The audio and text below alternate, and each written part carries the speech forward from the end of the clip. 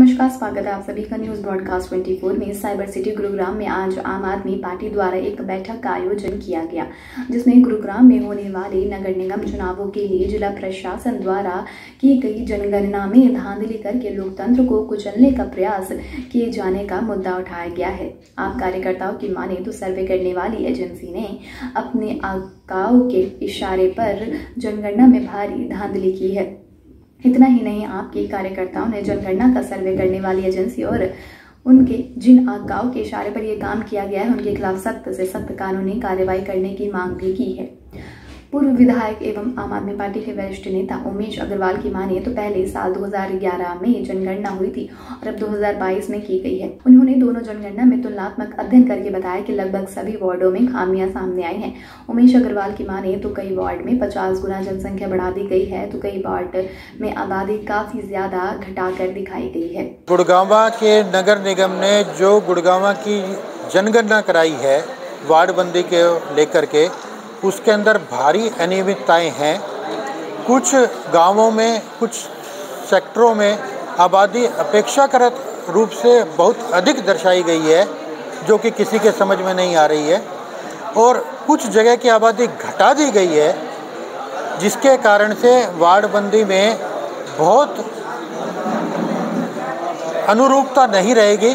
कहीं वोटों की संख्या बहुत कम होगी, कहीं वोटों की संख्या बहुत ज़्यादा होगी। उमेश जी, ऐसा भी देखने को मिल रहा है कि कई वार्ड में एससी वोट बढ़ा दी गई है, जनरल वोट बढ़ा दी गई है, इस तरह की भी बात सामने आ रही है। एससी समुदाय के साथ विशेष तौर से अन्याय किया जा रहा है। मनमाने ढंग से उनकी आबादी कहीं पर ज़्यादा, कहीं पर कम दर्शाई गई है। ये ठीक है कि वार्ड तो उनके 20% ही रिजर्व होने हैं, लेकिन जहाँ उनकी आबादी है, अगर वो वार्ड रिजर्व नहीं होगा और जहाँ आबादी नहीं है वो वार्ड रिजर्व होगा, तो वो अपने समाज के लोगों का भला नहीं कर पाएंगे, उनका विकास नहीं कर पाएंगे। तो उमेश जी, आम आदमी पार्टी अब चुनाव के लिए किस तरह से तैयार है? आम आदमी पार्टी चुनाव के लिए पूरी तरह तैयार है। नगर निगम में फैले भ्रष्टाचार के मुद्दे को हम लेकर के चुनाव में उतरेंगे और हर रूप में आम आदमी पार्टी चुनाव लड़ेगी। हर तरह से हम चुनाव जीतने की तैयारी में हैं और हम चुनाव जीतेंगे। लेकिन इस भ्रष्टाचार को, जो इन्होंने जनगणना का खेल खेला है, जो लोकतंत्र को कुचलने का प्रयास किया है, इसको हम जनता के बीच में उजागर करेंगे। उमेश जी, किस तरह से क्या प्रदर्शन किया जाएगा? क्या निगम का घेराव किया जाएगा या कोई अभी हमने इसकी जांच की है और कुछ क्षेत्रों की हम जांच कर रहे हैं और शीघ्र ही इसके ऊपर पार्टी के वरिष्ठ नेताओं से बातचीत करके रणनीति तैयार करेंगे। उमेश जी, जालौर में घटना हुई है, उस घटना को लेकर पूरे देश भर में बवाल मचा है, आप कैसे देखते हैं उस घटना? उस घटना के बारे में मुझे बहुत ज़्यादा जानकारी नहीं है, तो मैं जानकारी लेकर के आपको इसके विषय में जरूर बताऊंगा। आज केवल चूंकि गुड़गांव का विषय था तो हम इसी पे बात करें। वहीं आम आदमी पार्टी की कार्यकर्ता अनुराधा शर्मा की माने तो उनका मुद्दा बिल्कुल स्पष्ट है।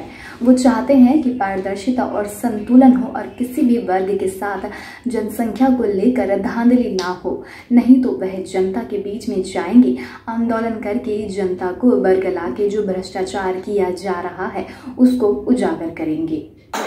देखिए, जैसा अभी आपके सामने सारा विषय रखा, पार्टी की तरफ से रखा गया है, बिल्कुल स्पष्ट है कि हम ये चाहते हैं कि पारदर्शिता हो, हम ये चाहते हैं कि संतुलन हो और किसी भी वर्ग के साथ जनगणना के आधार पे जो वार्ड आरक्षित किए जाएंगे, किसी भी वर्ग के साथ अन्याय ना हो। विकास कार्यों में समान रूप से सबको मौका मिले, समान रूप से सबको अवसर मिले।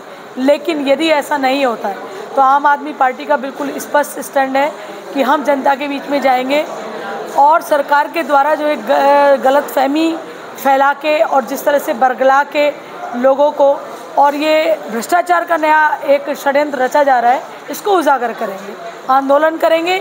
हमारे पास, देखिए, हमारे पास सरकारी मशीनरी तो है नहीं, हमारे पास तो जनता ही है।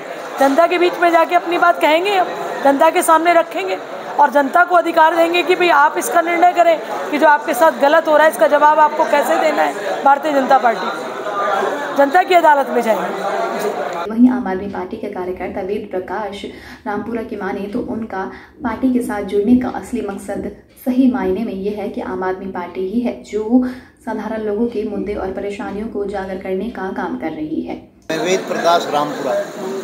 आज आपने पार्टी ज्वाइन की है, क्या सोच के पार्टी ज्वाइन की? पार्टी तो मैंने 4 तारीख को ज्वाइन कर ली थी। आज तो हम आपको मुखातिब होने के लिए आए हैं।